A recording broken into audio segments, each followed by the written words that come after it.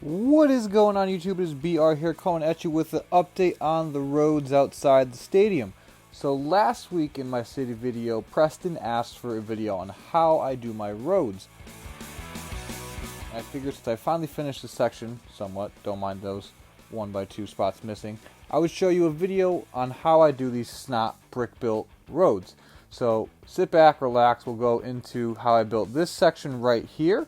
And also randoms suggested on my post that I put a cheese slope, or asked if I could put a cheese slope in there, and I don't think I can. I'm sure I could, but I just don't think it's for me right now. So I'll show you how I do that section right there, a regular section.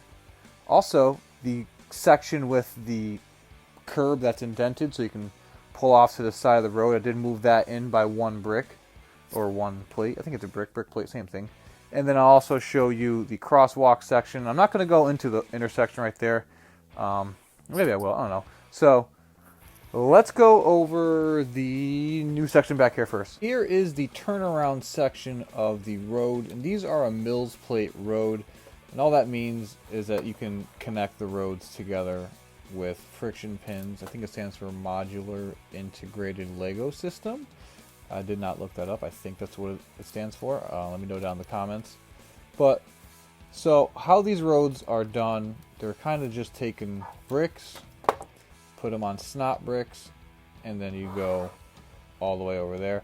So I guess I should show you the other way first before I show you this one. Just kind of makes sense to go how it normally is, then we'll get to the cutout. Alright, so here is a 16 by 32 section of road plate, and again, so it's just on a base plate, and the snot bricks, those are the bricks with the studs on the side. Snot stands for studs not on top, so these just go right into there.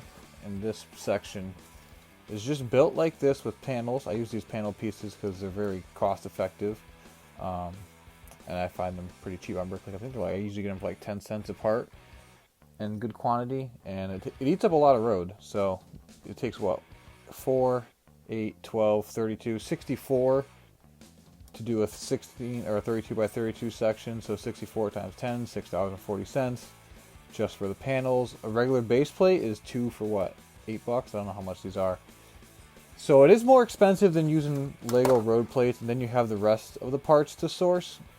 Thankfully for me, I get a lot of parts out of bulk, so it cuts the cost down.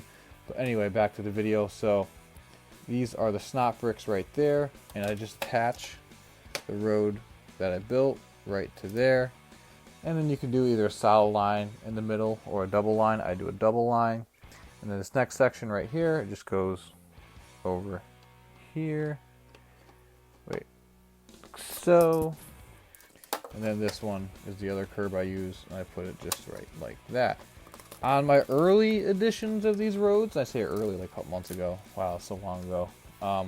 I did like build in gutter systems, but I just didn't find them aesthetically pleasing for the time they required and the parts they required. So I kind of just skipped doing that because it's my freaking city, right? Why not?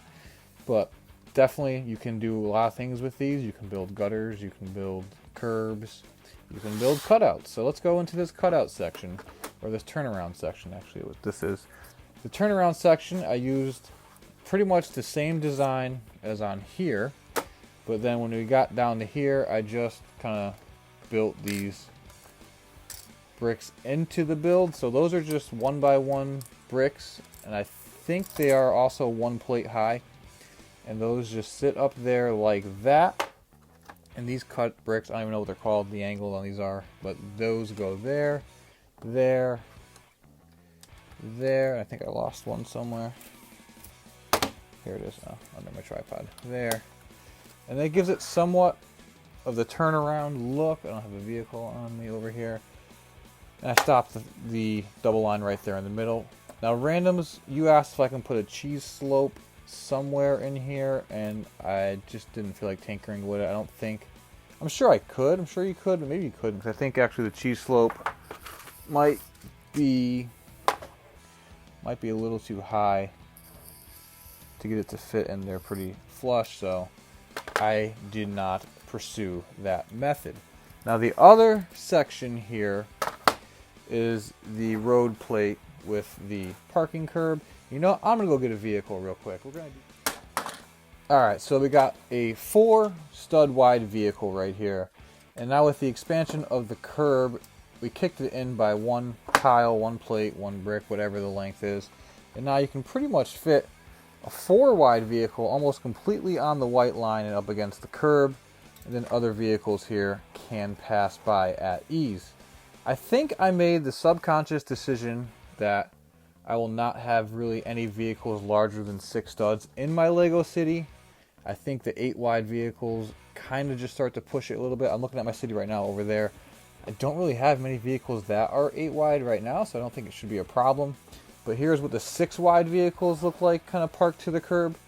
So better than it used to be. You can still fit more vehicles going by it, no problem, in the lane. And for this section, it's pretty much the same thing I showed on the turnaround section. It's just a brick and a plate high right there, and then one of these parts right here to give it that parking effect. Now the last section we will look at will be the crosswalk section. Everything here is the same we've already went over, except for this crosswalk here. So the crosswalk is using tile instead of the bricks going that way. And the tile's not on a snot build, it's kind of just on a regular tile and plate build. So it's 2 plates and then tile, and that will give you the same height. It'll be flush with the brick right there on its side. So that's how I did the tile crosswalk pattern. And then the curbs, those were kind of trial and error a lot. These both sides here are kind of just free floating. They're not really locked into anything. These are just sitting there, and it's the tension, if I take this apart real quick, that's keeping them in place. So this is the build right here. These are snot bricks right here. So there's the bricks with the studs in the front. I took these cheese slopes here, put that right there. It lined up like so. I put this back on there, but then you can see you have a little bit of a gap there. But that gap right there is just enough to fit in a tile, and it keeps it flush. So I don't know if that's an illegal build. I don't really care. But anyway, that's how I did that. So the crosswalks, if you're going to do crosswalks, you might want to do some trial and error on your own. I think they came out pretty well. I like the red design. We had a couple different colors in there, a couple different variations, but overall this red crosswalk pattern is what has won me over. This white right here, just a little, that has to stick in there. That sticks in there. That's a little bit of a pain to get back together, but once it gets in there, it sits pretty well. So that's that. That's all the sections on the road going over. I'll go put it back together real quick, then I'll do one final outro. Ta-da! So that's going to do it for this video. Thanks again to Preston for asking that question on my roads. I hope this video helped. I know it was kind of a quick explanation how to do them, but feel free to ask me any other questions. I'll be happy to try to answer them or make another video if I need to.